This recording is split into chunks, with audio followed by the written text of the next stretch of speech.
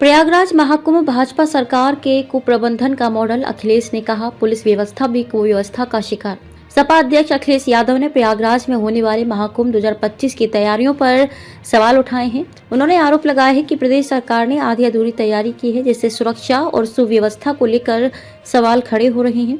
अखिलेश यादव ने कहा है कि पुलिस व्यवस्था भी कुव्यवस्था की शिकार हो गई है और एसएसपी कार्यालय की स्थिति भी संतोषजनक नहीं है। सपा अध्यक्ष अखिलेश यादव ने प्रयागराज में होने वाले महाकुंभ 2025 में आधी अधूरी तैयारी करने का आरोप प्रदेश सरकार पर लगाया है। उन्होंने इंटरनेट मीडिया एक्स पर एक पोस्ट करते हुए कहा कि प्रयागराज महाकुंभ 2025 भाजपा सरकार के कुप्रबंधन का मॉडल बन गया है। पहले शासन यहां आकर नाराज होकर लखनऊ लौट गया, पीछे पीछे प्रशासन दौड़ा दौड़ा आया। हालात ये हैं कि सबसे जरूरी पुलिस व्यवस्था भी कुव्यवस्था का शिकार है। सपा प्रमुख ने कहा कि जिन एसएसपी साहब को कुंभ की सुरक्षा देखनी है, उन्हीं का कार्यालय बांसबल्ली से आगे नहीं बढ़ा है।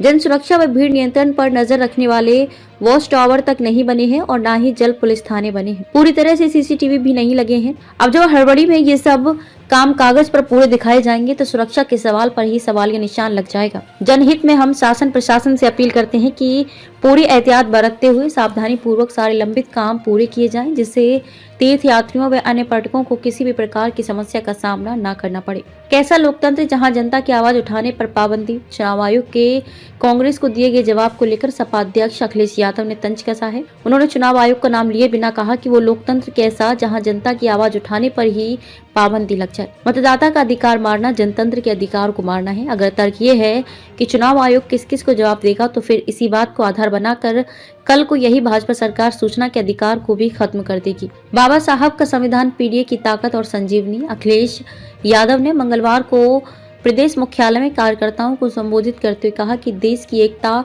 अखंडता, भाईचारे, सामाजिक न्याय और खुशहाली के लिए बाबा साहब डॉक्टर भीमराव अम्बेडकर के विचारों और उनके बताए रास्ते पर चलना होगा।